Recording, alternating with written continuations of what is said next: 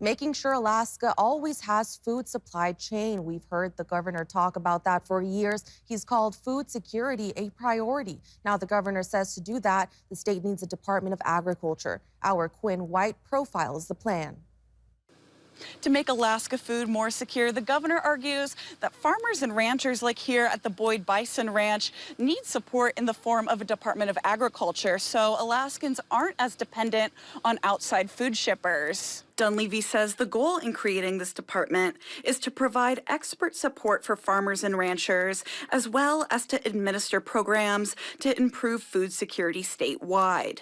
With a short growing season and higher production costs, Alaska imports about 95% of its food products. Rancher Adam Boyd says Alaska's farmers and ranchers face unique challenges, keeping many from entering the industry. People work so hard, but nobody even knows we exist in this industry in this state. Though Boyd says he's not a fan of big government, he thinks Alaska's farmers and ranchers have long lacked political representation.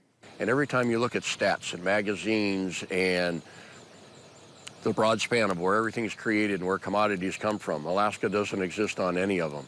It never has.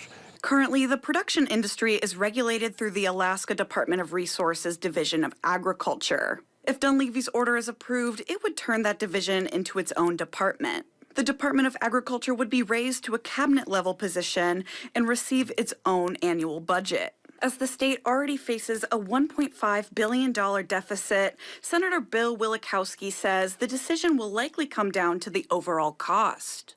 I will be looking at this from the lens of what are we adding that we don't already have, and is it worth the expense of millions of dollars more and growing government, creating a whole nother government bureaucracy, really.